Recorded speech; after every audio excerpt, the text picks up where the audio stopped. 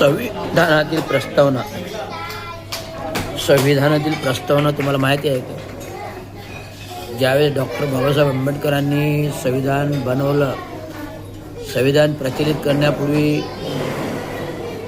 संविधानाचे मुख्यतः फायनलायझेशन होत असताना संवैधानिक बॉडी पुढे त्यांनी ते प्रस्तावना वाचून दाखवली आणि त्या प्रस्तावनेमध्ये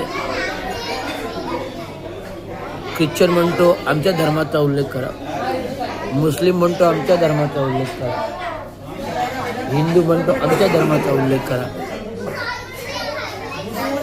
अशा विविध भाषिक देशातील भाषांचे प्रतिनिधित्व करणारे संवैधानिक घटना पक्षावरील संविधानिक संसदीय मंडळ आपले हरकती मुद्दे डॉक्टर बाबासाहेब आंबेडकरांकडे वाचताना बोलत होते की संविधानिक घटना प्रचलित करण्यापूर्वी आमच्या भाषांना प्रभुत्व देण्यासाठी हे त्याच्या प्रस्तावनेमध्ये हिंदू देवदेवतांची नावे टाका, संविधानामध्ये हिंदू देवदेवतांची नावे टाका. प्रस्तावनेमध्ये डॉक्टर बाबासाहेब आंबेडकरांचे धुरंधर अभ्यासक होते. संविधान लिहिण्यापूर्वी अनेक पुस्तके हाताळली. या पुस्तकांती विविध जाती धर्मांचाही अभ्यास केला आणि अंतमध्ये जी प्रस्तावना लिहिली की वाखाणण्यासारखी होती. अंतामध्ये जी प्रस्तावना लिहिली ती वाखाणण्यासारखी आहे. भारत माझा देश आहे, सारे भारतीय माझे बांधव आहेत. भारत माझा देश आहे, सारे भारतीय माझे बांधव आहेत आणि मी या भारताचा नागरिक आहे आणि या नागरिक या नात्याने मी शपथ घेतो की माझ्या भारतावर माझी निष्ठा, माझं प्रेम, माझ्या भारतावर माझी निष्ठा राहील, माझं प्रेम राहील. कोणतंही ग्राह्य कृत्य या संविधानिक घटनेच्या राज्यामध्ये गैरकृत्य होणार नाही असे प्रस्तावामध्ये लिखित आहे. बहुतेक आतापर्यंत 77 वर्षाच्या देशाच्या राजकीय स्थितीमध्ये 67 वर्ष काँग्रेसने सत्ता भोगवली. या सत्तेमध्ये कुठलाही गैरकारभार आणि गैरकृत्य असं आढळून आले नाही.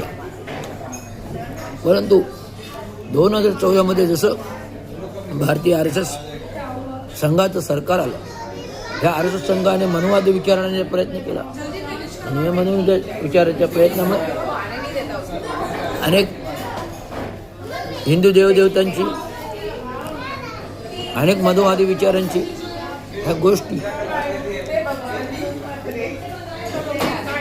मनुस्मृती पुन्हा लादण्याचा प्रयत्न आणि संविधान मोडीत काढण्याचा प्रयत्न या सरकारचं चालू आहे.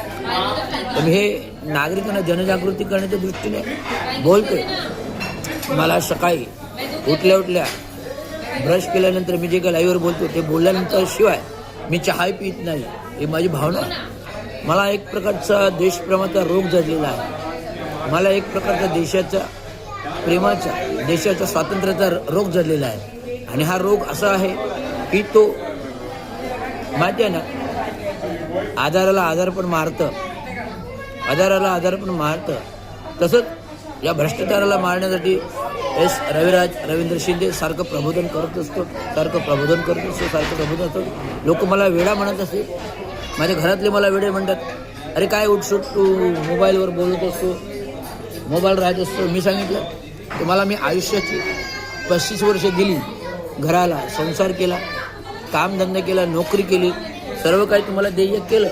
आज माझ्या देशावर संकट आहे, स्वातंत्र्यावर संकट आहे आणि हे संकट मला घालवण्याचं हे माझं कर्तव्य आहे. मी भीमाच्या रक्ताचा माणूस, डॉक्टर बाबासाहेब आंबेडकरांच्या रक्ताचा माणूस. माझ्या बापानं संविधान दिलं, माझ्या बापाने संविधान बनवलं, माझ्या बापाने कायदा कानून बनवला आणि ह्या कोणी मोडीत काढायचा प्रयत्न करेल तर त्याला हा रविराज चांगला करारी जवाब देईल. धन्यवाद. जय भीम महाराज.